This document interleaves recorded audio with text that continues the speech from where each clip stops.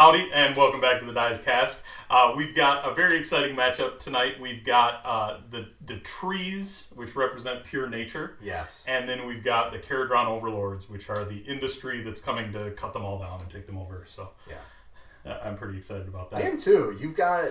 You've got a very different KO list. I absolutely do. So toward the end of 2nd edition, beginning of 3rd edition, I played a lot of Kharadron, and it was Barak Thryng. It was a lot of Alpha Strike potential or Beta Strike potential. Take armies off, and we're done here. We can make this a 20-minute game. And I kind of got tired of that, and my opponents probably got tired of that too. I hate playing boats. Sure. So I'm forcing Kharadron to function in every phase of the game by bringing a bunch of stuff that's not Kharadron to get them there. Yeah, you looked at your book and said, yeah, I like this book. Yes, but what if, hear me out, I take the 2 books that I can bring in and I just take the best units out of those? Well, 3 books, really. 3 books. We're pulling in Skaven. Oh. You do have the best unit in the Skaven book in your army, I yes. absolutely have the best unit in Skaven. Should we get into the list? Absolutely. Alright, so what we're playing tonight is kind of your more classic Sylvaneth army right now. So that's the Gnarlroot with the War Song as your general, with the Chalice of Nectar mandatory artifact, where you're going to be rolling 3d6, taking whichever 2 you want. You're always taking the 2 highest. With the Throne of Vines, which will be stacking to try and get the big explosion on Swarm of Spites, which is the War Scroll spell out of that. You have the Tree Lord Ancient with the Tree Song spell to try and get a more reliable combat phase out of already reliable combat units in your Kurnoth Hunters, but you're slow, so you have to be efficient in every combat that you're in. And then a Branch Wraith, who helps with a little bit of casting. Sometimes we're going to throw in some Dryad summoning. Then you've got a unit of 20 Dryads, 2 units of 5 Tree Revenants, a unit of 3 Kurnoth Hunters with swords, a unit of 6 Kurnoth Hunters with scythes, Umbral Spell Portal, the Spite Swarm Hive for extra teleporting or save stacking shenanigans as need requires, and then Cogs to help the Warsong Revenant get better value out of their super casting. All of that is tied up into a battle regiment for a 1-drop, and yeah, and that's the list. So we're really trying to execute on forcing an opponent into one area in particular, and then using the casting bonuses off the War Song to chip away and do damage. I'm not going to blow away an army early in the game, so we got to try and take it out into deep water and win late. So tonight I'm running Kharadron Overlords, as I mentioned, but I really wanted to bring in a hammer and anvil approach, which Kharadron normally lacks, so I need some melee presence on the table. So I'm running in Barak Thryng, which lets me bring Coalition for Fire Slayers Duarden and Cities Duarden, along with my normal allies. So I've got, as my general, an Endred Master with Dirigible Suit.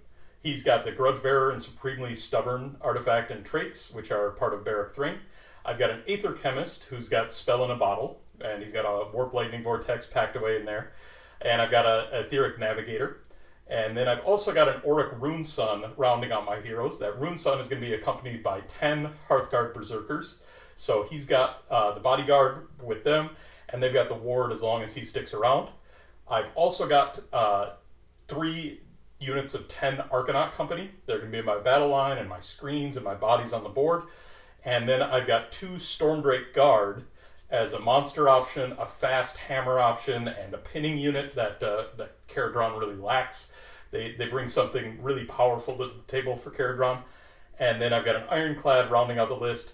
It's got the last word, so when it gets charged, it can unleash hell and then fire again with the last word, so it can put out a lot of damage in its turn and then on the opponent's turn as well.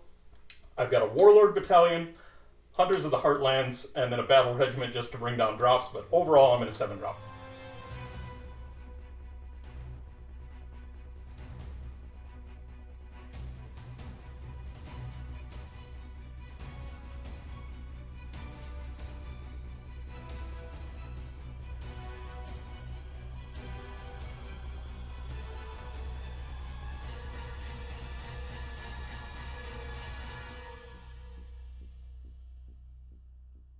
So tonight we're playing Focal Points. This is a battle plan for the War Coda, And this is a classic battle plan that used to be in old General's Handbooks and was really a fan favorite, so I'm glad they brought it back. The gist of this one is that it's going to be relatively standard scoring. You've got hold 1, hold 2, hold more. But then also, if you hold objectives that are opposite one another, you get an extra point from that. So holding the 2 objectives on the long ends of the board or the 2 objectives on the short ends of the board scores you an extra point per turn. So that can be pretty consequential, and it really makes you want to think about spreading out on the board instead of concentrating your force in one corner. So my deployment here, I really I wanted to stay back so that the microwave from the war song wasn't going to be too impactful on turn 1, but I did want to potentially bait out Brendan going first by putting my chemist with the Warp Lightning Vortex close enough that he can really interact with that chemist and potentially take that chemist off before I get the Warp Lightning Vortex off. And then if he doesn't take that bait, I will be in position to throw the Warp Lightning Vortex out on a significant portion of his army and hopefully get some significant mortal wounds done in that way in turn 1. But really it was about making sure that I'm not going to get too much deep struck behind me, that the tree revs aren't going to have great targets that they can come into and things like that, and just keeping myself back away from the major threats. Yeah, so I play Sylvaneth, and this is a castle where you have your classic launchpad tree. I wanted to position it forward, if for no reason other than my army is very slow, and having a forward position isn't a bad thing. The interesting bit of this that I'm considering based on the deployment is how aggressively I try and go after Nick's hammer units here early. Because while I won't be able to microwave with the war song, I would be able to very easily get another set of trees out very much upfield, which could kind of switch up positions. And I'm deathly afraid of the Warp Lightning Vortex, if for no other reason than the last time we played where he had a Warp Lightning Vortex, it made a mess of my army. So into my Book of Grudges for Barak Thryng, I'm going to write the Warsong Revenant, the Tree Lord Ancient, and the Tree Lord. So both monsters and the Warsong Revenant. And so all of my Barak Thryng units, which is everything in my army except the dragons, are going to get reroll 1s to hit against those 3 units. I think I'll take it, and we'll see what happens. Yeah, absolutely. I think if I were in your spot, I really would be torn on this decision, and I'd almost want to see how it goes one way and re-rack it and see how it goes the other way, because I think it's... Well, and the other part of it that we didn't talk about is this is, at least on my part, what I'm planning to bring to Vault Wars. Yes. And I think you're thinking about something like this, so... I am, absolutely. And this is a battle plan that'll be at Vault Wars, so this is the perfect kind of practice. Absolutely. I'm happy to fall on my face for the internet. Good luck, Brendan. And one more note, we have had on the channel exactly one lost battle report. There was one video that failed, and we've mentioned it before in the podcast, but one video failed in the recording. Don't know exactly what happened, but the gist of it was that Brendan lined up against me with Kragnos and Beastclaw Raiders and proceeded to wipe almost all of my army with a bunch of charges in turn 1. And it was a completely one-sided initial game. I clawed my way back into something that wasn't completely embarrassing, but it was definitely a one-sided victory for Brendan. So hopefully I'll be able to scrape some revenge here. I'm hoping so, because that one was ugly, and I'm not saying it got lost on purpose, but it was, Kragnos rolled pretty hot early. I get it. So if I get beat up really bad, I fully expect this one to not be lost at all. No, we'll make sure this one makes it to production. Perfect. If you're hearing this, it made it. All right, so I tip up to 2, you tip up to 3. So I'll take the silly easy one of aggressive expansion. I'm going to try and roll for an extra command point for my Tree Lord. I don't. I will take an unbind with my chemist. So over to the regular bit of the hero phase. Tree Lord once per battle gets to bring down a tree wholly within 18 inches of the Tree Lord. What I like to do with this is just have something that's also in my backfield where I can just kind of... It certainly helps against the boat. Yeah, jump between them and make your life difficult if things are really looking super bad.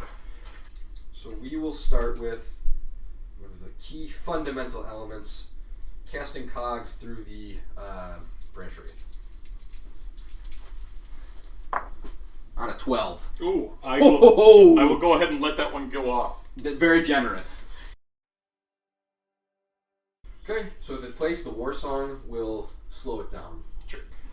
So the True Lord Ancient is going to try and cast Umbral Spell Portal. It casts on a 5.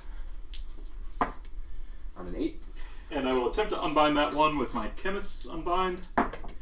And I will block it with a 9. Oh, my whole plan ruined! Big. That is big. Okay, so, small change of plans. The Warsong Revenant has a super cool artifact where I get to roll 3 dice and I get to pick which 2 I want. Could be any 2. Sure. Up to me, totally random. We're going to start with Throne of Vines for +2 to cast. I'm already +1 base because I am near a tree. So I will take the 2 3s, turn that into a 7. I have no further unbinds in range. The Chemist has 1 unbind, but the Navigator has 1 unbind, but he's out of range. So I'm now +3.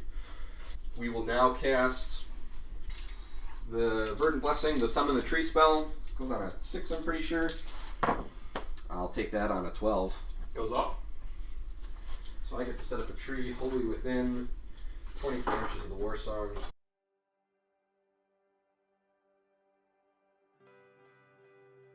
Third spell, Spiteswarm Hive. Cast on a 7.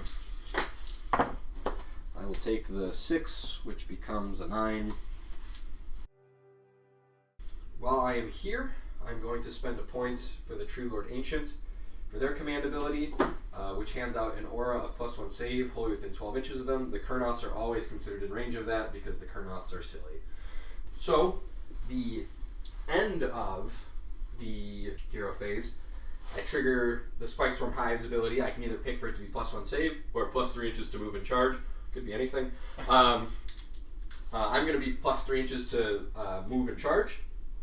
The True Lord Is Ancient. it run and charge or move and charge? Move and charge. It's real good. It's so good. So that'll be the Tree Lord Ancient that's in range, the Tree Lord, which it's not a Durthu, I promise. Somebody forgot their models. And the Scythe Hunters. So this is on a 2-up. They get this. So the Tree Lord Ancient does, the Tree Lord does, the Scythe Hunters do. All 3 of them are +3 inches to normal move and to charge.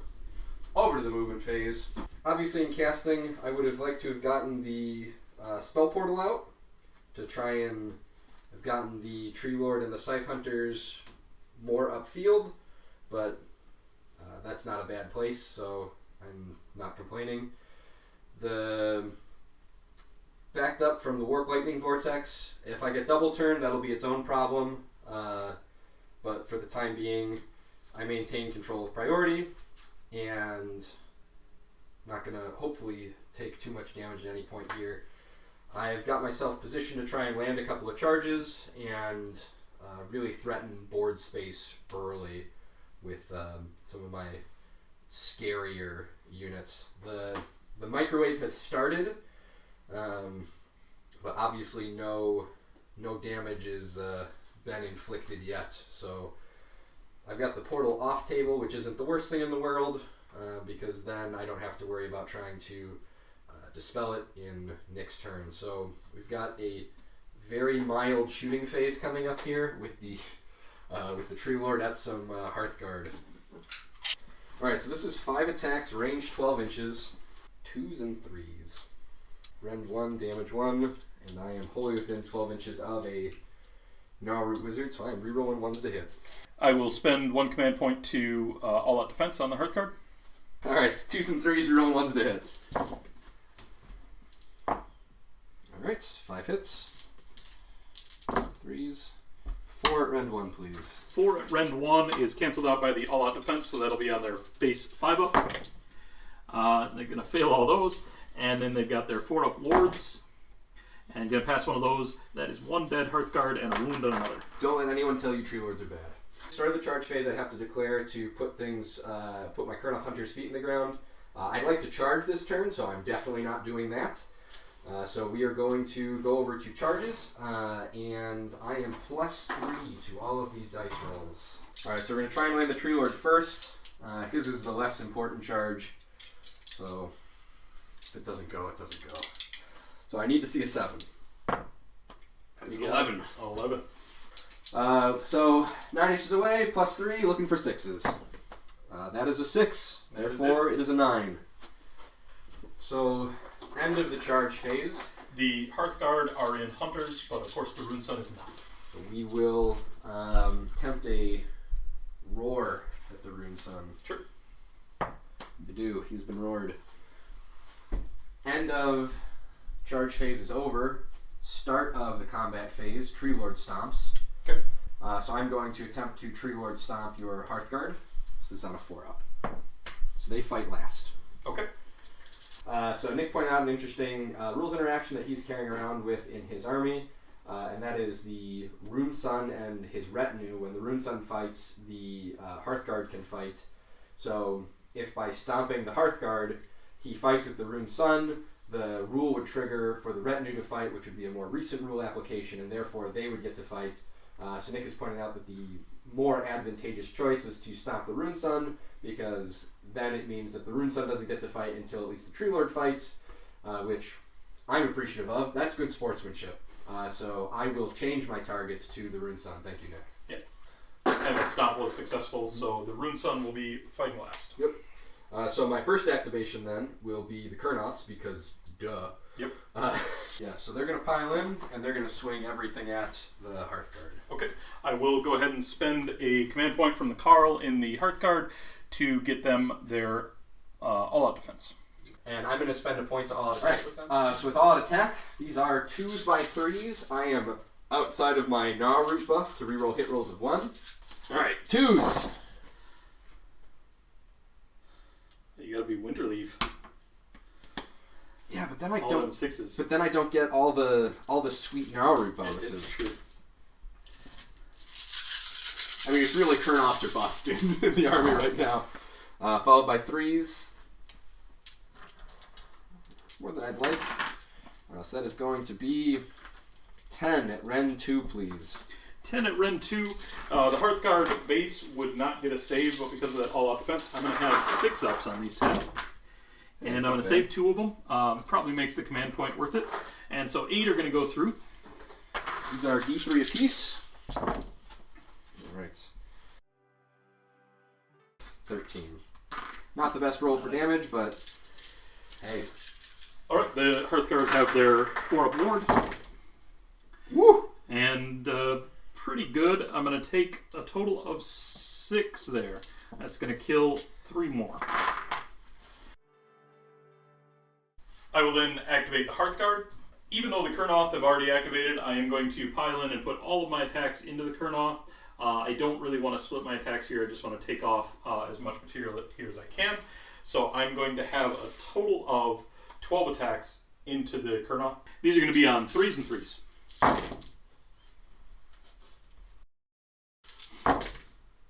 And that is going to be 5 at -1. Okay, so they're base 4-up. They always count as being in range of the Tree Lord Ancient. So this is back to 4-up. 2 get through. And they're 2 damage each. Alright. Alright, so the Tree Lord is going to fight. The Fire Slayers here are still super tough to kill, so we're going to keep dumping stuff into the Hearthguard themselves. Makes sense. So we'll start with the 4 sweeping blows. These are 3s and 3s. Wow, 3 1s. Nothing to wound. So the Massive Impaling Talons is 3s by 2s, 6s to hit or d6 mortal wounds. That's a 4 to hit, so... And then a 1. So nothing. You've had better output. Hey, his shooting attack was good, so... It was. I asked for too much. I think we're now in the fight's last phase. This is the fight's last phase. Okay, so my Rune Sun will activate. He's got 5 attacks. He's going to put these into the Tree Lord. And 6s to hit here are just going to do mortal wounds. But otherwise, these are 3s and 3s. All right. So that is 2 mortal wounds. Woo. And 2 at -1. 2 at -1. Alright, so this brings them back to a 3-up because the Kurnoths kick out the Tree Lord, Ancient's Aura. Make them both. Okay, just the 2 mortal wounds. Okay, so then the end of the combat phase, I am going to trample your Hearthguard. So I roll a dice for every model in my Kurnoth unit, which is 6, because sneakily they survived. And every 4-up, it's going to be Immortal Wounds. So that is going to be 2 mortal wounds, please. Okay. They have their 4-up ward. And I'm going to make one of those, take 1 more, that's going to kill 1 more Hearthguard. Right. Okay, so that brings us over to Battle Shock. I'm going to spend my last command point here to auto-pass this. Pretty good turn. I'm not too upset. I don't think I've overextended myself too much. I would have liked to have done a little bit more damage to the Hearthguard. Maybe looking at 2 more potentially being pulled out of the unit. But that might just be me being a little bit greedy in terms of math. I was expecting, obviously, any damage out of the Tree Lord in combat. But it's a strong position. We'll see what happens with the dragons, because that is going to be unpleasant, to say the least. So, scoring-wise, though, I hold 1, I hold 2, I hold more. I got my battle tactic for 5, and I hold Anacross, which brings me to 6, because the Kurnoths count as 2 apiece. That's it for top of 1. We'll see what Nick does here, and hopefully I can weather the storm. The Ether Storm. I'm very curious to see what Nick comes up with here. For my battle tactic here, I'm going to take Conquer, and I'm going to designate that objective there. Why? For my heroic action, I'm going to attempt to get an extra command point with my General, which is the Endrinmaster and Dirigible, and I will fail at that. I will try and do the same thing, but through my Tree Lord Ancient, and I will also fail. So I'm going to have a very short hero phase here. There's no targets in range for my Etheric Navigator to squall on, and I am going to opt not to use my Warp Lightning Vortex yet. The Aether Chemist in my hero phase will augment the unit of Arcanauts that he's by, so with that we can get into movement.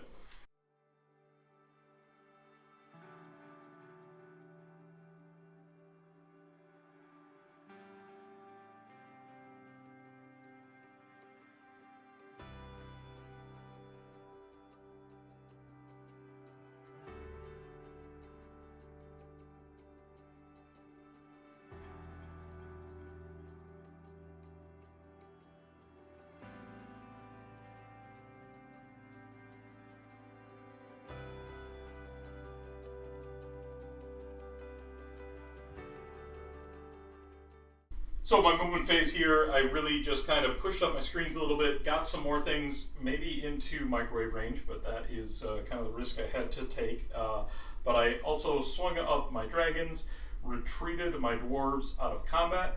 Otherwise they were just going to get kind of destroyed there. We saw what one combat phase did. I do not want them to face another combat phase like that. Obviously the swing back that they managed was not particularly stellar. So it's really going to be about figuring out what I can get done here in shooting and going from there. First off in the shooting phase, I'll do the easy one. The dragons are going to shoot into the unit of Kurnoth Hunters. Boo! And they are going to get D6 mortal wounds and D3 mortal wounds. So D3 for 2 and D6 for 1. A total of 3. Alright. 1. It's not nothing.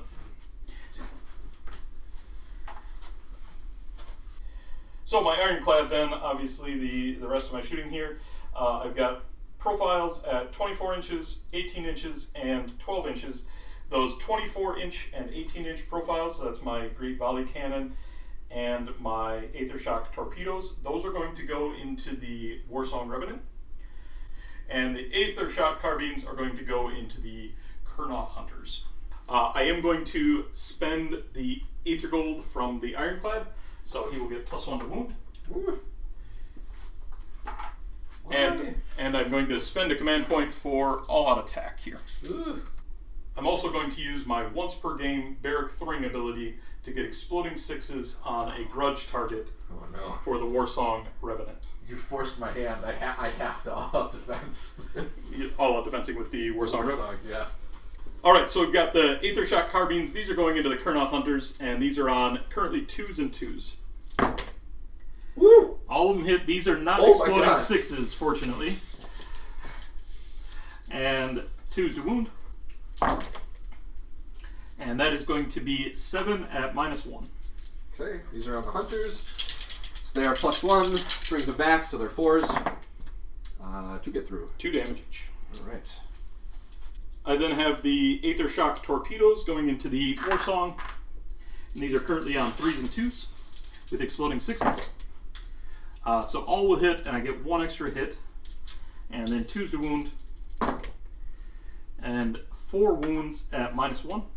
Okay, so I am a 5-up base. I am +2 to my save, which puts me at +1. So looking for 4s.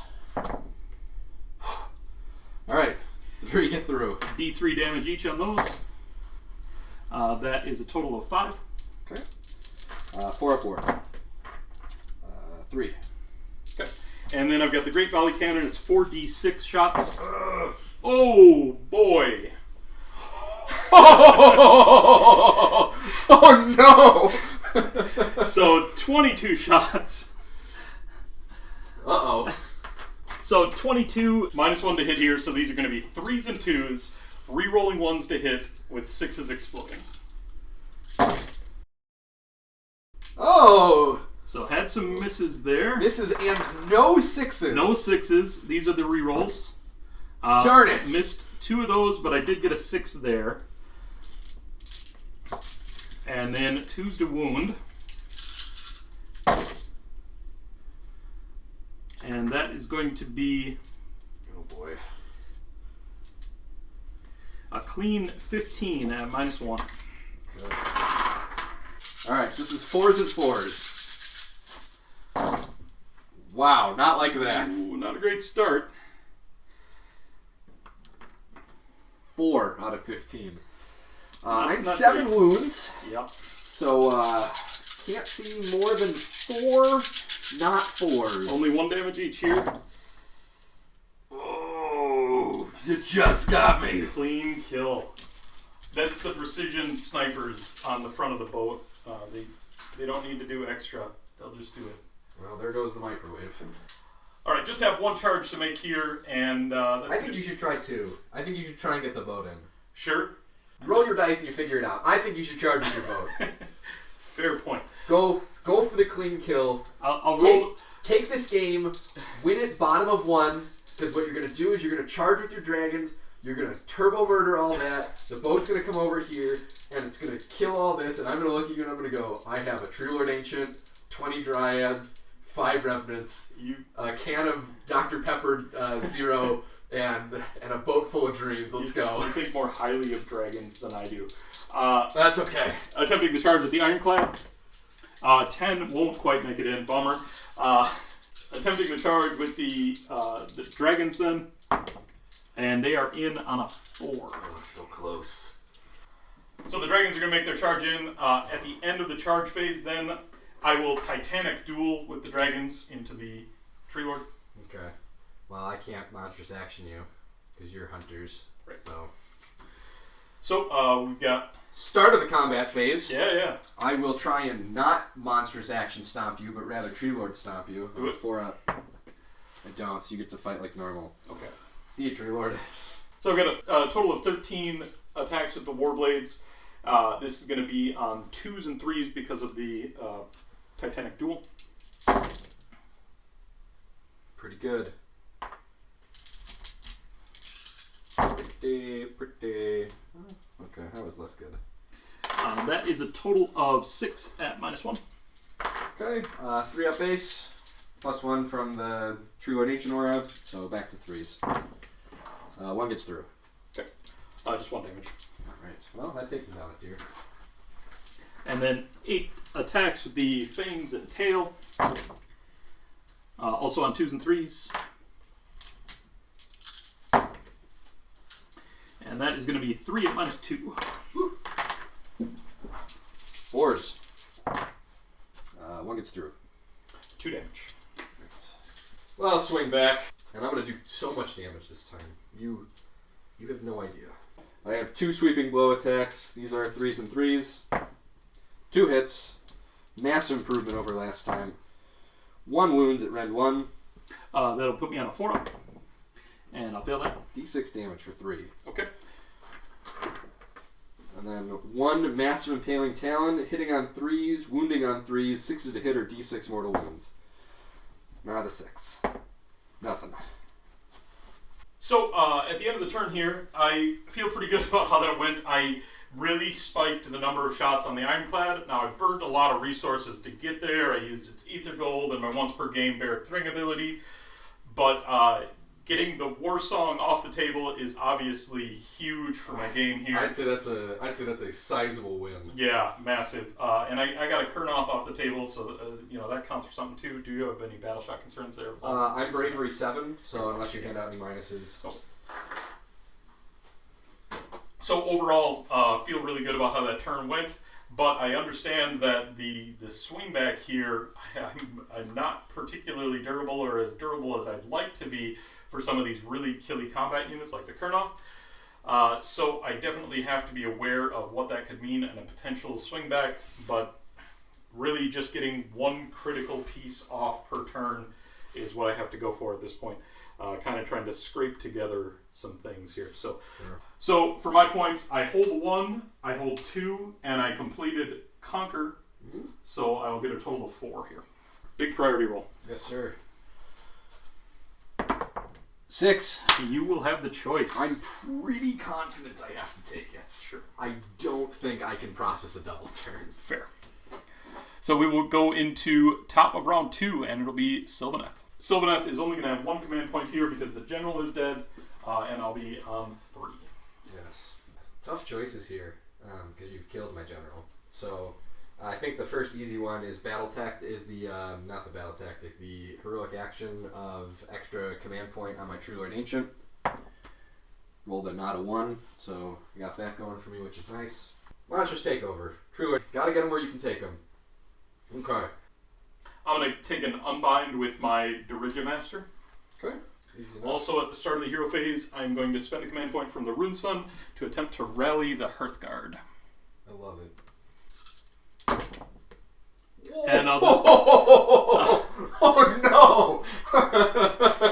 I'll just casually take 4 back. I understand why Justin keeps these dice on his special shelf. Don't do that to him. Okay, so into the hero phase proper, we'll use my free command point to get the True Lord Ancient Auras going again. Sure. The Branch Wraith is going to slow down time, as it were. Let me get 2 casts out of her. So the first spell I'm going to try and cast is Regrowth. It's cast out of 5. Get that with the 10. I'll let that go. Okay.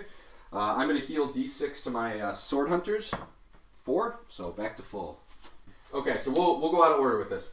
So we're going to try and cast with the True Lord Ancient. He's going to try and summon a tree. Sure.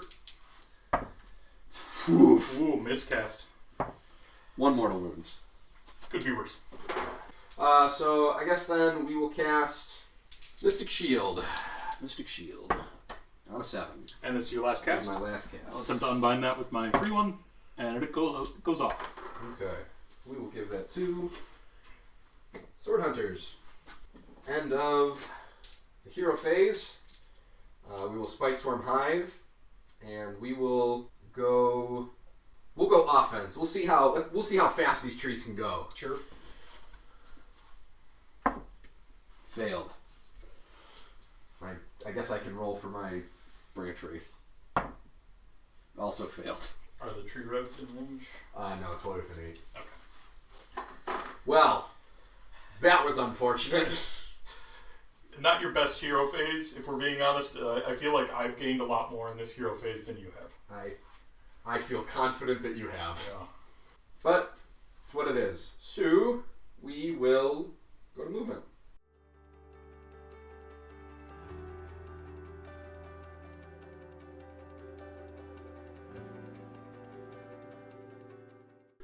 I admittedly am going to be playing on the back foot here the rest of the game. So I am hoping I can just kind of outscore Nick here down the stretch. Hoping to pick up a bunch of points with some dead dragons. Because I am prime hunters, and they are priority targets. They are also monsters. And, oh boy. Shooting phase. Tree Lord Ancient is going to shoot those dragons. He has one attack. It hits on 2s, rerolling 1s, wounds on 3s. Hits. Wounds. 1 at -1, please. 4 up. D6. 3. 3. Tree Lord himself. He still has 5 attacks, but they hit on 4s now. So these are 4s and 3s, rerolling 1s to hit. Reroll my 1. Alright. 3 hits. 2 at rend 1, please. 4 ups. 1 Made damage. 1 damage. That dragon has taken 7. Alright.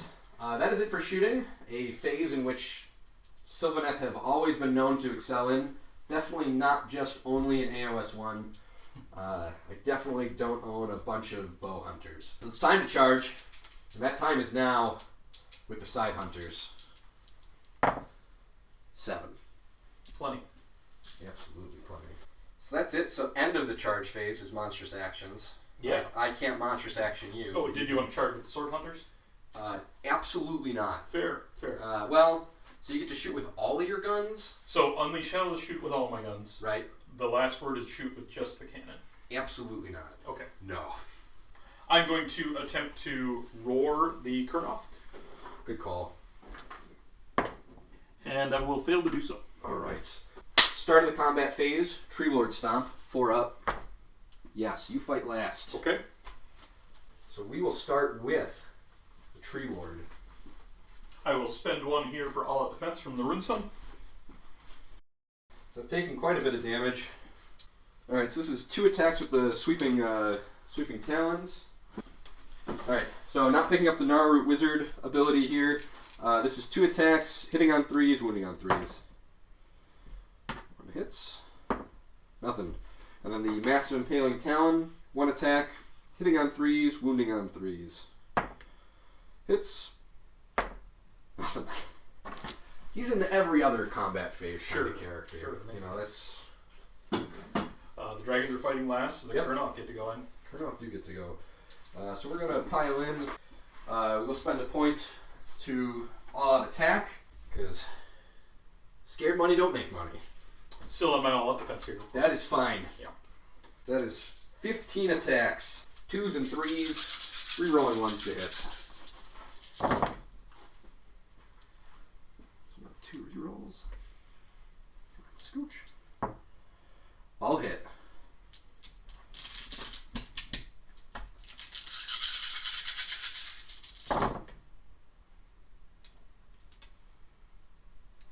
$11 at -2, please. Okay, I still have my all-out defense up, so with the -2, I'm going to be on 4s. And I'm going to fail about half of them. I'm going to fail 6 of them. D3 damage each, right? Yep. Woo! So that is 6, 8, 10, 11, 12. That is just enough. You needed 11 there to clean the unit. So. And the buckets of points come raining down. If you can just like overlay like a bunch of casino like stuff, yeah, that would be perfect. Makes sense. So that would be end of combat, nothing, battle shock, good, scoring, hold 1, hold 2, hold more, because this is shockingly more than a giant boat. Yeah. So 5, got my battle tactic. So 5 with the battle tactic. 6 because I hold Oppos. 7 because I killed a monster. 8 because I killed a priority target. 9 because I am Prime Hunters. I like it. Casual 9-point turn. Do you need a shower? Oh, I feel dirty. Shower or a cigarette? Both. And with that, we'll get into bottom of 2. I felt pretty good about killing the war song, and I felt like I could maybe leverage that. But oof, it's going to be tough to wrangle that. You're currently on 0 command points. I am on 0, yes. Okay, and you don't gain a command point this turn? Not yet. So for my battle tactic, I am going to take Bring It Down on the Tree Lord. Smart. And then for my heroic action, I will attempt to get an extra command point with my Rune Sun. And I will fail to do so. I will try for an extra command point with my Tree Lord Ancient. And I do, because my general's dead. Sure. For my hero phase, I am going to cast the Lightning Vortex with the Chemist.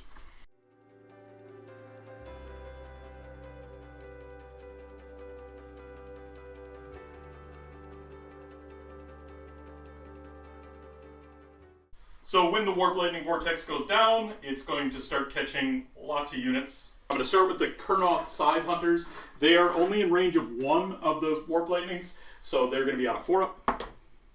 Nope. The Dryads on a 3-up. Yes, for D3, they're going to take 2 mortal wounds. The Tree Lord Ancient on a 2-up. He's going to take D6 on the 6. He's going to take 5 mortal wounds. And lastly, the Sword Hunters. They're on a 4-up, and I failed that. There's nothing useful to Aether Storm here with the Navigator, so we can get right into movement. I will spend my free command point here to redeploy. Sure. Not what I was hoping for.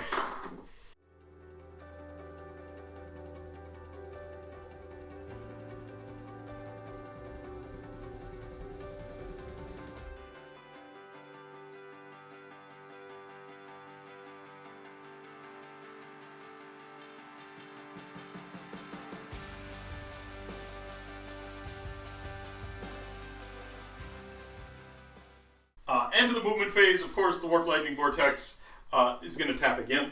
Boo. On the Sword Hunters, we're doing the opposite order this time. Sword Hunters on a 4-up. They will take D3. Whoop. They're going to take 3. All right. Okay. Dryads on a 3. Take 2. Tree Lord Ancient on a 2. Takes 3. Oh boy. And the Scythe Hunters got the 5 on them. They are going to take 2.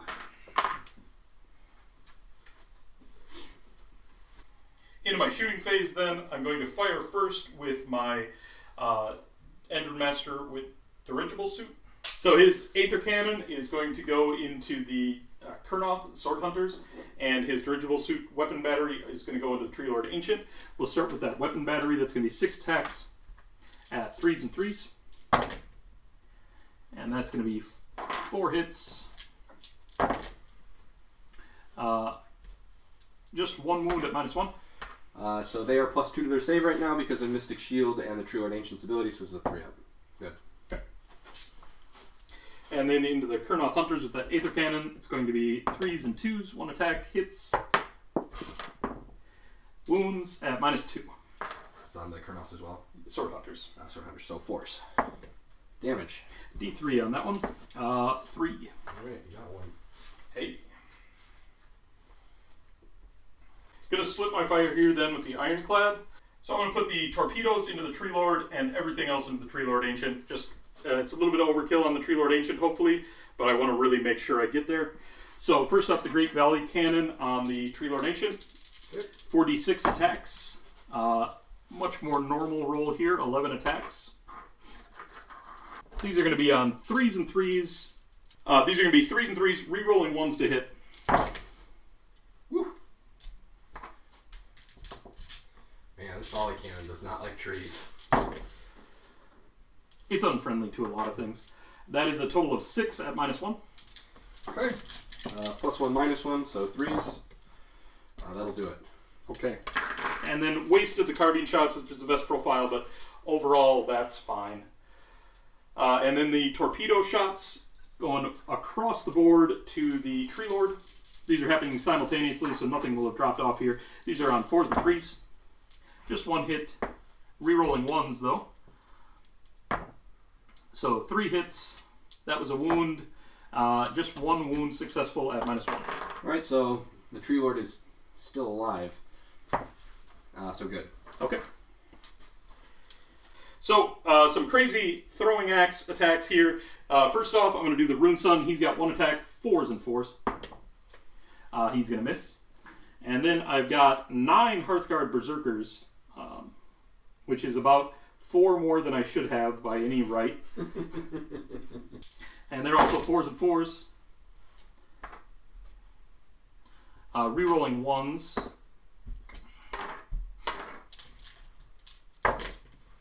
And that is going to be 2 at Norend. Alright, 3 up. Takes 1. Okay. I'll take it. Throwing axe is getting it done. I then have a couple charges to make. Start of the charge phase, I'm going to put my feet in the ground to get +1 save to my Kurnoths, but they can only pile in 1 inch. First off, going to charge with the Rune Sun. He's going to get in a 9. That'll do it. Now charging with the Hearthguard Berserkers.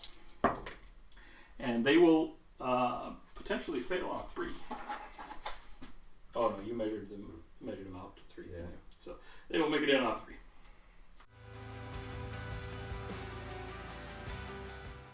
That is going to be my only charge here.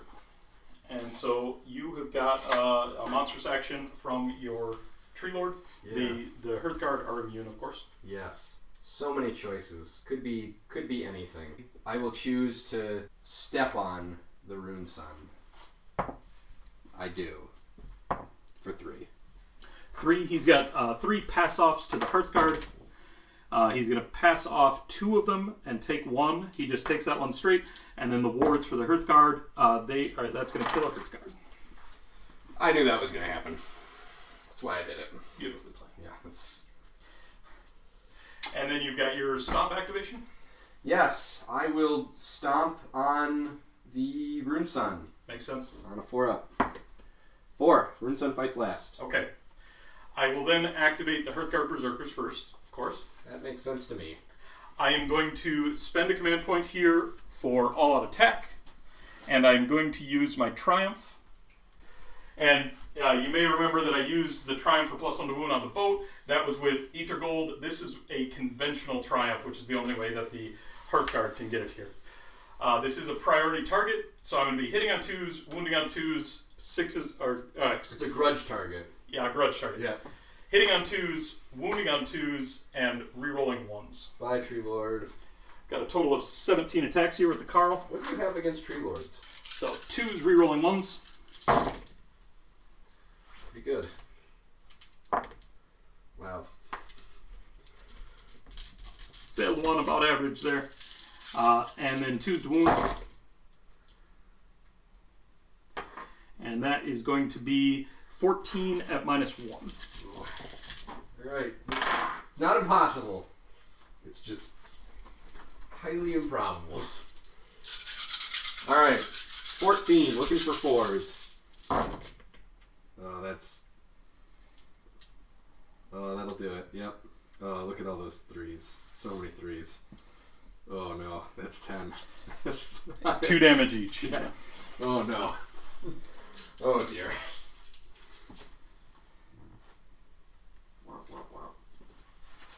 That's what you get for pretending to be Durthu. Here we go. I don't pile in very much, but I do pile in a little bit. Yeah, you get some swings.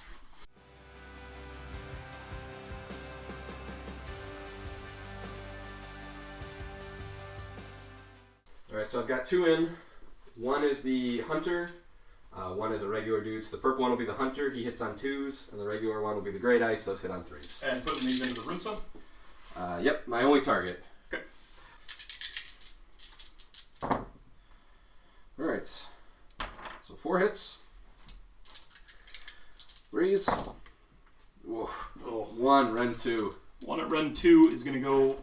One at Ren 2 is going to be a 6-up save for the rune sun. And I will fail that. 1 damage. 1 damage. Wow, really? 3-up pass off. I will pass it off. 4-up ward, and I'll ward it. Okay. Swing back. End of the combat phase. Combats. The rune sun is going to take his swings. He's got 5 attacks, and these are just going to be 3s and 3s. Just 2 hits, no 1s there to reroll. And 2 wounds at -1. So only +1 because I anchored my feet, so 3s. Or sorry, 4s. Math is hard. Good. Good. So end of the combat phase, I do my step on things. Mm-hmm. So I'm going to step on your rune sun. So I roll 5 dice looking for 4s. That's going to be 4 mortal wounds, please. Okay, 4 3-up pass offs. I'm Pass going them all. to pass them all, and then 4 wards. Gonna fail 3 of them. Now I lost 2 Hearthguard Berserkers there. Their bravery 8, so I'm good on Battle Shock. Dryads, I killed 4 or You something. did kill 4, and they are not good bravery. Alright, you killed 4, bravery 6. Here we go. 3, so 7. Lose 1 more. Sure. So I didn't take the objective with the Kurnoth on them. I really wanted to, obviously, but fell short at that task. But I did take the objective with the Sword Kurnoths on them, and I completed my battle tactic, and I killed the monster. So hold 1, hold 2, kill the monster, total of 5 points. So we've got a big roll-off for priority going into round 3 here. 4. And I have a 1. You retain the choice. I have the opportunity here to really take hold of the objective on more towards your side. So I will maintain initiative. Sure. Top of 3, Sylvaneth. Top of 3, Sylvaneth. So I'm going to heroic action give my branch wraith a extra command point.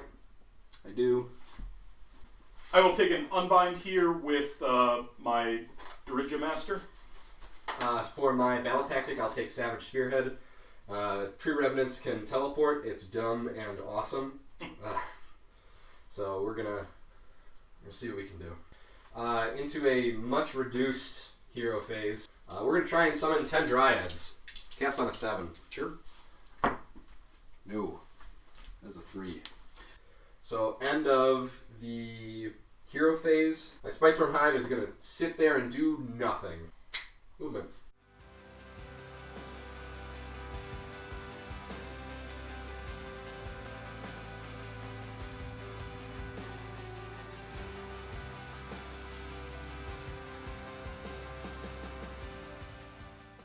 So, not much left. My goal here is to just kind of hang on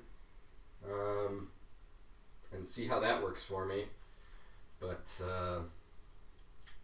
teleported my guys into the back corner, picked up the battle tactic. I've not got too many battle tactics I can do easily anymore. I'm hoping that my 1 big turn was enough. And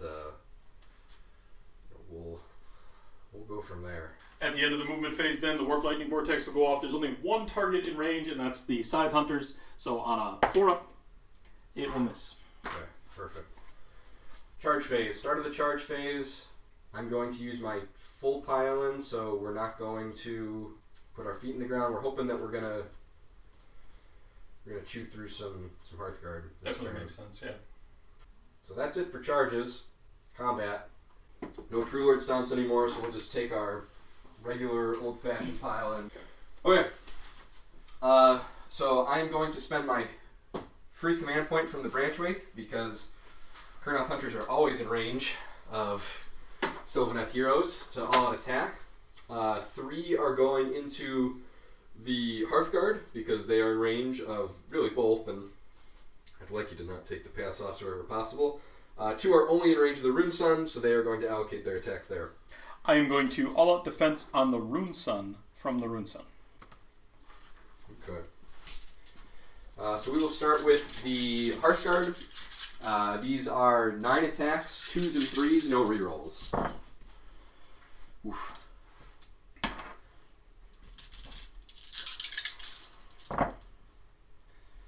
4 at -2 on the Hearthguard, please. At -2, they go straight through. Okay, so 4d3. I'll take that.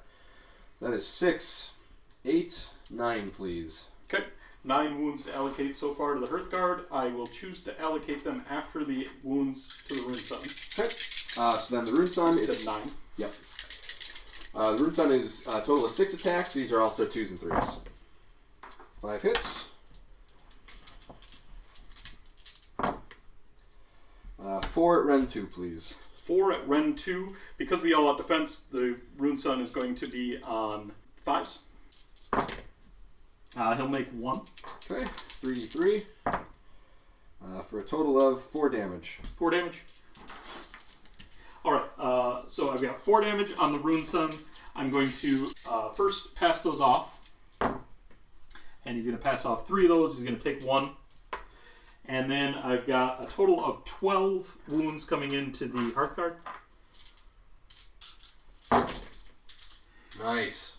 They are going to take a total of 6 there. Cool. So 1 on the Rune Sun, 6 on the Hearthguard.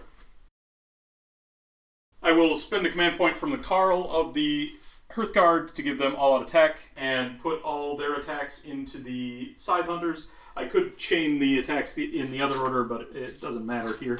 I've got 4 left. That's 8 attacks plus 1 for the Carl, total of 9 attacks. And these are going to be on 2s and 3s. Oof. Scary, man. That is 4 at -1. Okay, I don't have any bonuses anymore, so these are 5s. 3 get through.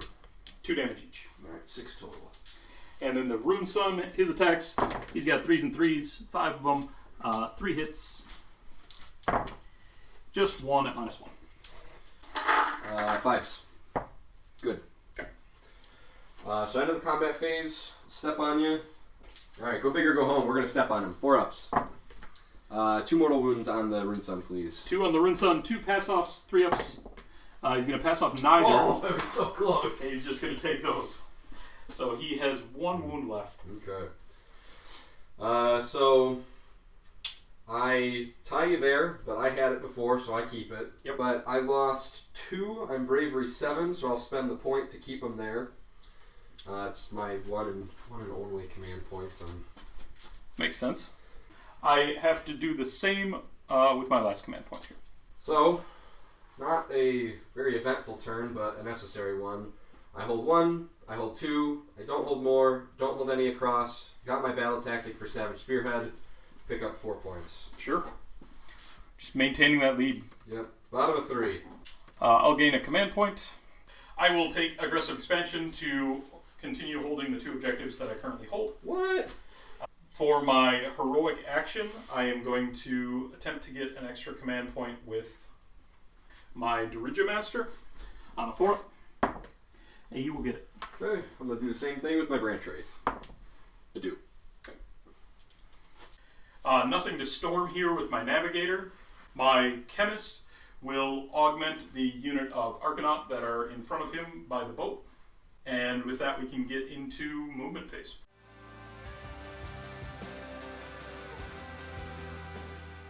So in my movement phase here, it's really about threat assessment and threat elimination. I know that the Dryads and the Branch Wraith are not a significant threat. What is a threat on the table, of course, is these blocks of Kurnoth. And so I'm going to do my best to remove one of them in this turn, catch the double, and remove the other block in the next turn, and call it a day. Fair. At least that's the plan, but we'll see how this actually plays out.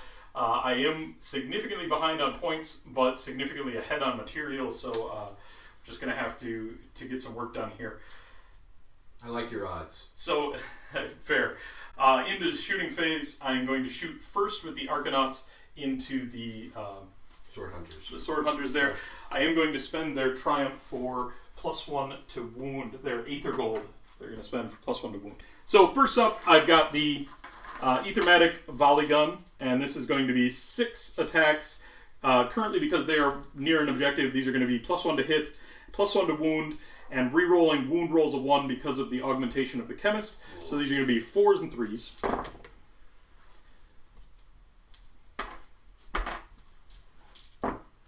That is 2 at -1. So 5s. 1. 1 damage. Okay. The Light Skyhook is going to be on a 3 and 2. It hits, and it wounds at -2. Oof. Alright, looking for 6s. Clutch. And then I've got a total of 15 pistol attacks. These are going to be on 3s and 3s. Rerolling 1s to wound.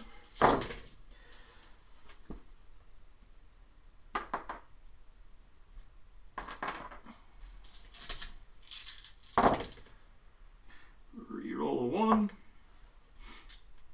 That is going to be a total of 6 at no rend. Okay. 4 ups. 2 get through. Oh, there's a 3 Oh, there. sorry. 3 get through. Reading's hard. Yeah, it is. Kill the burn off. Hey, I'll take it. Over here then, Oh, it's not looking good. it's not real promising, is it? The Ironclad, I'm going to issue all attack to. I'll spend the free point to all out defense. Sure, makes sense. And I'm going to put all my attacks into that unit of Side Hunters. They are overdue for a butt kicking. So 46 shots with the Great Volley Cannon. That is 16 attacks. Okay. With the all attack, these are going to be 2s and 3s. No re-rolling 1s here.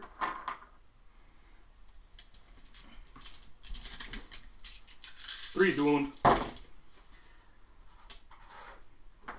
That is going to be 9 at -1. Oh. Alright, so back to even. So 4s. So that is going to be 4. 1 damage each there. Alright. Torpedoes are going to be on 3s and 3s. 3 hits. 1 wound at -1. Alright, 4s. Good. And then the carbines, 2s and 3s. The best profile. Yes. At least the most consistent profile. That is going to be just 3 of them at -1. Alright, 4s. 2. 2 damage each. Okay. That's 4s. That's 1.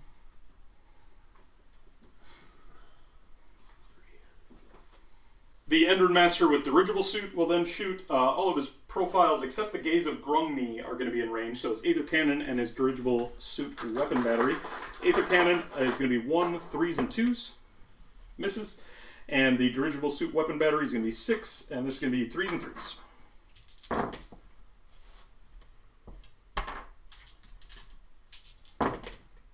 That is 3 at -1. 5s. Or sorry, 4s. Math is hard. Good. Good. Good. So, failed to bring down the Kurnoff. They still have 8 wounds left in that unit, right? 7. 7 wounds left in that Yeah, unit? 2 left on the one that's wounded, and then 5 on the champion. Makes sense. So, That is going to be it for my shooting. Oh, I've got some hand axes. I got to throw some hand axes. I've got 4 with the Hearth card. I shouldn't have reminded you. Oh no! 4 hits. 1 wound at no rend. Alright, 3s. Good. And then the leader, the Rune Sun, hits and wounds no rend. 3s. Good. Okay. I like this dice. I got 2 charges I'm going to attempt here. I'm going to attempt with the Dirigible Master. Got a 9-inch charge. He is nails in. it. Uh-oh. Oh, sorry, I'm going to plant my feet. Oh, sure. Yep. Makes sense. And I'm going to plant my feet with this Kurnoff as well, just in case you get a little bit saucy. And then I'm going to attempt to charge with the Ironclad. And it will not make it in. So just the Dredge Master goes in there. I will then go into the combat phase. Yep. And here I'm going to fight first with the Rune Sun. Makes sense to me. So the Rune Sun has 5 attacks. Going into the Kurnoth. These are 3s and 3s. What's this? Do the 6s do stuff? Only against monsters. Okay. And that is just 1 at -1. Okay, +1 for having my feet in the ground, so 4s. Good. Okay.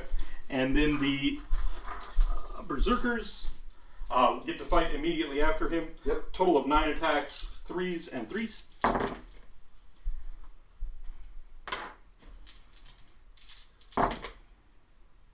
And that is just 3 at -1. 4s.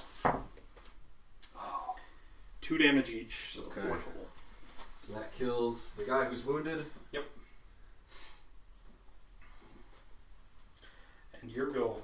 Yep. So I'll fight with the one guy I got. Alright, I'm going to allocate all my attacks to the unit. Okay. 2s and 3s, because he's the champion. 3 hits. 2, run 2. 2 at run 2 are straight through on the unit. 3 damage. Okay, 3 ward saves. They're going to make 2, fail 1, and take that 1, and that's going to kill 1 Hearthguard. I then can activate with my Dredge Master. Boo. He's going to get there and make his attacks. He has the Grudge Hammer. So he's got 3 attacks with his Ethermatic Saw, normally 3s and 2s, but because he's got the Grudge Hammer, these are going to be 2s and 2s. 6s to wound are going to do D3 mortals in addition. So 2s and 2s. All 3 hit. Okay. And just 2 wound at -2. Okay, so +1, so 5s. Good. Good. Casual good. Just going nowhere. I like it. So I failed to kill the Kurnoth. Well, end of the combat phase. Yeah. I'm going to try and step on your Rune Sun. 4 Yeah. up. Get after it. 3, nothing. Okay. Alright, now we can talk about it. Sure. So I failed to kill the Kurnoth there. So that's a little bit of a bummer. But I have to take a battle shock test. Okay, here we You go. killed 2. Bring it on. Bravery 7. I'm good. You're good. Unless you got any minuses. I do not. Okay. So I really thought with the amount of firepower I was bringing to that objective that I was going to take the Kurnoth off, especially with the Dredge Master getting in there, but I didn't. So that's definitely interesting. Maybe But you changes get the point, the though. math, but I did take the point with the Dredge Master and the Rune Sun there. So I'm going to hold 1, hold 2, hold more, Yep. and I completed my battle tactic of aggressive expansion. Total of 5 points there for me. You actually have Oppo, so you get 6. Yes, I've got the opposite. Total of 6. So that brings us to 15 to 19. Mm-hmm. And we've got a roll-off, priority roll for round 4. This is a big priority roll, because if I can maintain, I have a chance to kind of hold on to a scary lead here. If I lose it, I don't see how I have enough on the table to make it competitive going into the end. So 2. And a 5. I will take the priority, of course. Play your turn. I'd like to see it happen. Okay, fair enough. I'm going to use my Warlord Battalion to get an extra command point this turn. So I'm going to take Battle Tactic, Savage Spearhead, and for my heroic action, I am going to attempt to get an extra command point from my Rune Sun. Makes sense to me. So a 4 up. Nope. I'll do the same thing with my Branch Wraith for a 2 up. I do. And I'm going to spend that right away to try and rally my Sword Hunters. Sure, makes sense. No, doesn't even add up to a 6. Not all of us can roll 4 6s. Fair. My Chemist is going to augment the unit of Arcanauts beside him, and then we can get into movement. That's going to be it for my movement phase. I just moved the Ironclad and the Aether Chemist in so that they're going to give me my Savage Spearhead, and then I'll try to take off as much off the table as I can. At this point, I need to kind of try to take as many objectives as possible and just build up or try to retake some of the point lead that has been going on. But one of the ways that I can do that in a pretty significant way is if I'm able to kill the Branch Wraith and deny the Prize Sorcery Grand strategy here. Alright, so into the shooting phase, I'm going to fire first with the Arcanauts into your Sword Hunter. Okay. They are not going to be +1 to wound this turn, but they are still +1 to hit. This is where I'll spend the points to all-out defense. Sure. So first, the Gatling Gun. This is going to be 4s and 4s. 4 hits. 2 at -1. So 4s. 1. 1 damage. The Skyhook hits on a 4, wounds on a 4, and that's -2. 5s. Damage. D3, that is 2 damage. Okay. And then 15 pistol attacks. And these are going to be on 3s and 4s. Pretty good.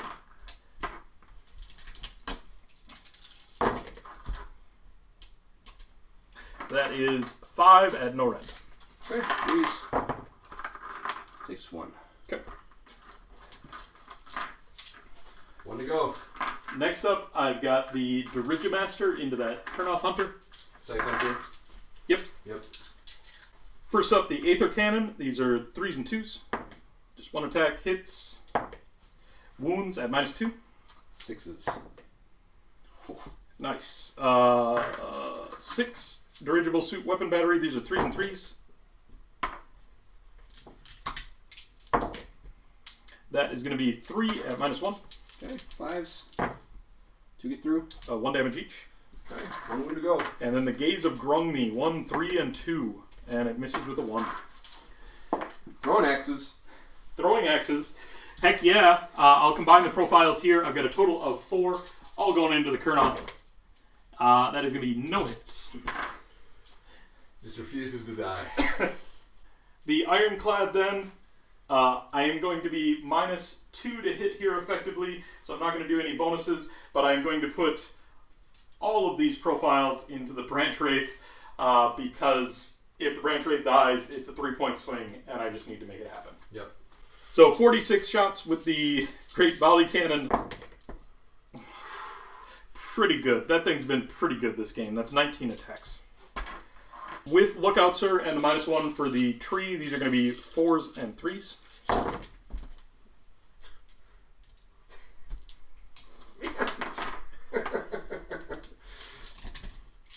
3's wound. That is a total of 9 at -1. It's a 5 up. Goes to a 6. That'll do it. 1 damage each, Yeah.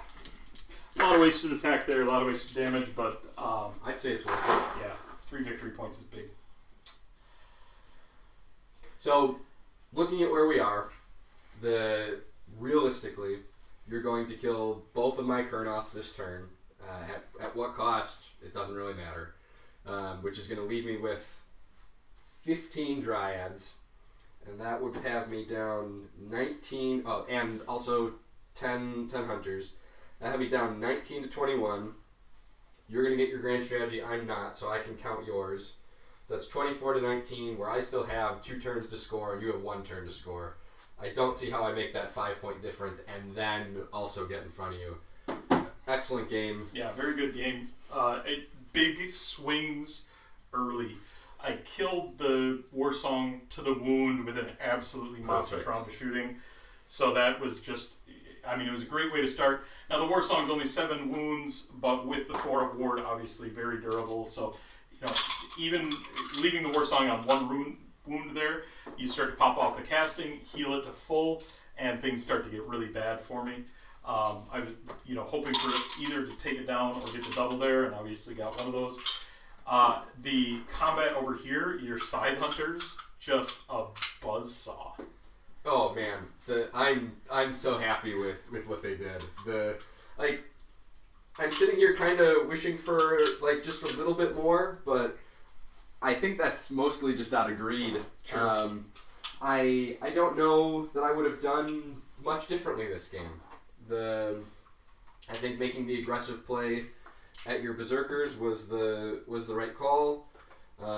Because the alternative is throwing them at the medium squishy stuff, but that's not what won you the game. I don't think. Yeah. Now, obviously, they came out and they scored later. Yeah, they were just bodies at that point, right? Yeah, if I have the microwave, I don't think that they're even a factor in this game. Right. I can't afford to put them out like that. That's not an option.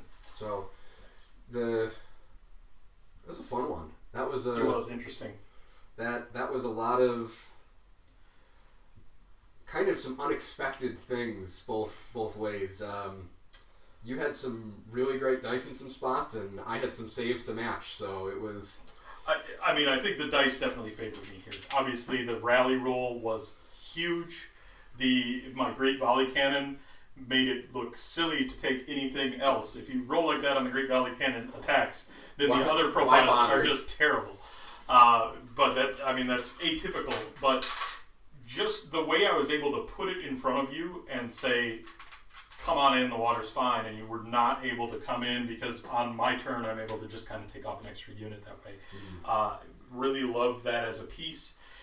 And I'm going to be honest, this was the most fun game of Kharadron Overlords at 2,000 points that I've ever played. It's really because they're playing in every phase. They're playing on the board.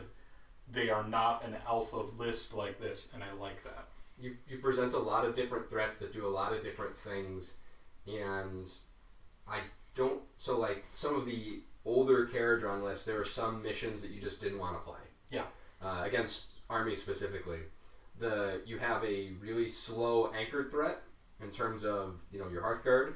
You have a really fast mobile threat in the form of your dragons, and then you have, I don't even know what you call the boat. Like it can be anywhere, it can do anything.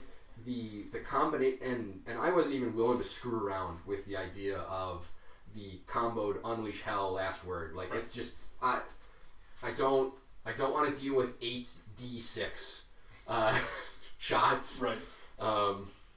And the Volley Cannon really gets better with that combination, because one of the issues with the Volley Cannon is the lack of consistency, and obviously you see in this game I got the good side of that lack of consistency, but by bringing Last Word and using Unleash Hell, you now have a lot more phases when you're firing it, so that consistency levels out more.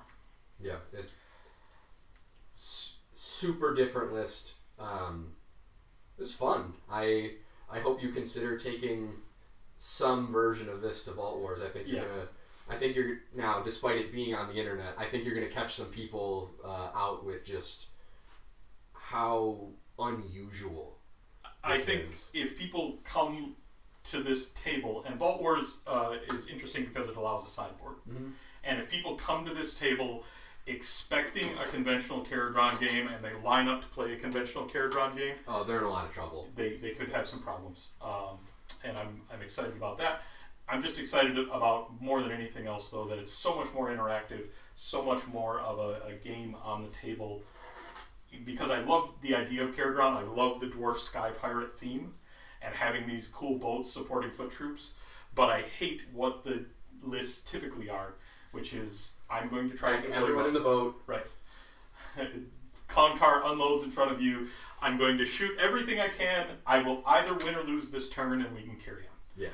And so I love that this game kind of exemplified it in some ways, where my anvil held, my hammer maybe completely fell apart, the dragons, but they did take a round of your output, which is really significant. And then the boat was just this dominating command presence on the board, which I had no answer for it. There was nothing I could. So now some armies certainly will, right? Yeah. I guess as we were coming into the game, part of what I thought, maybe my strategy was going to be with the boat was try and throw a unit of tree remnants into it to eat your Unleash Hell or your Last Word, and then try and get in there with a Tree Lord or a unit of Kurnoths, and then try and bring it down from there. But there was never a really good position to try and do that.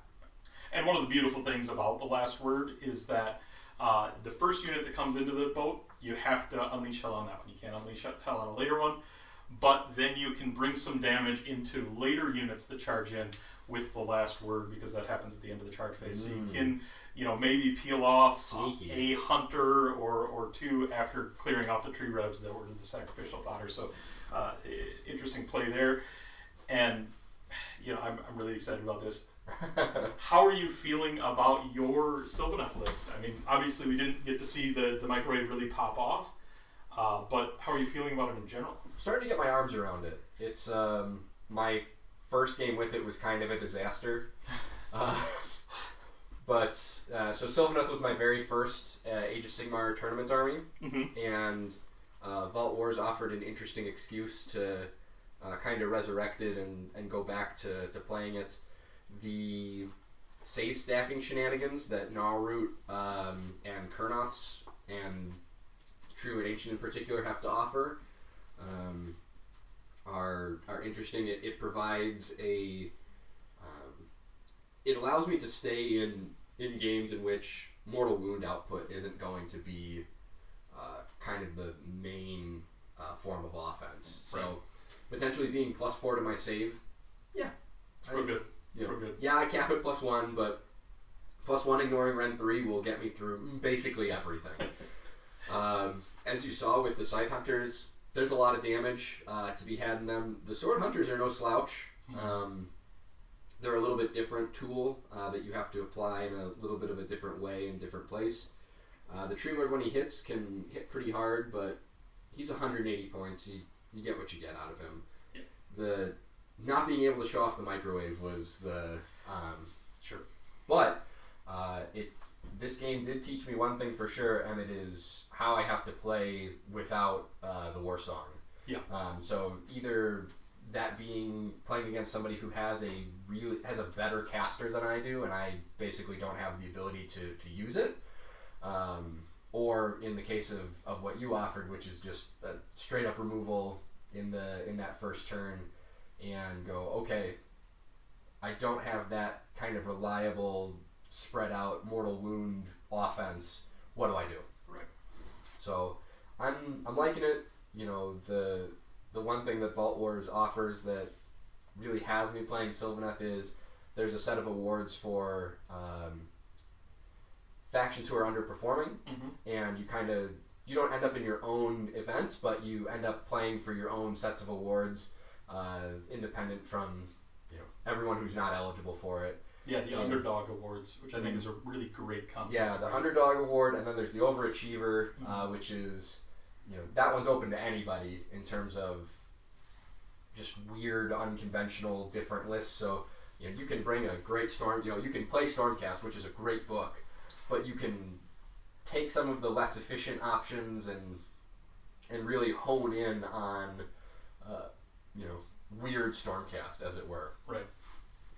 And I like a good challenge, and I really like events that have incentives to play the way that you'd like to.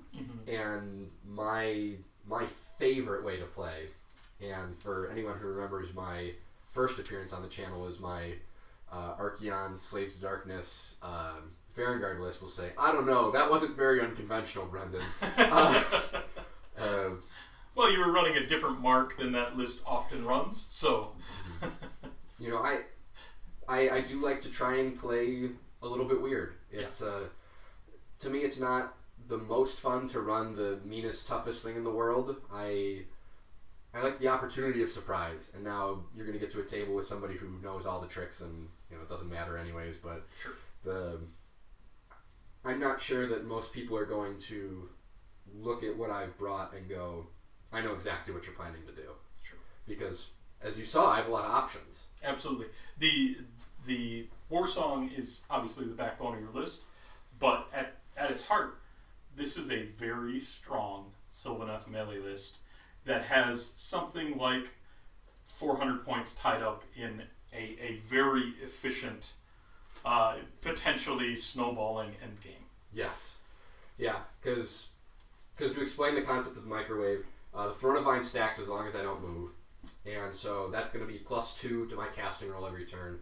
The spell on the War Scroll for the War Song, when I cast it, you roll for every enemy unit within 9 inches. obviously that's where the spell portal comes in handy, because you're going to be casting it downrange. And then you roll a number of dice equal to the casting roll. You're +1 for being near trees. As the game goes on, you're picking up +2 from Throne of Vines. You're rolling 3d6, picking the two highest.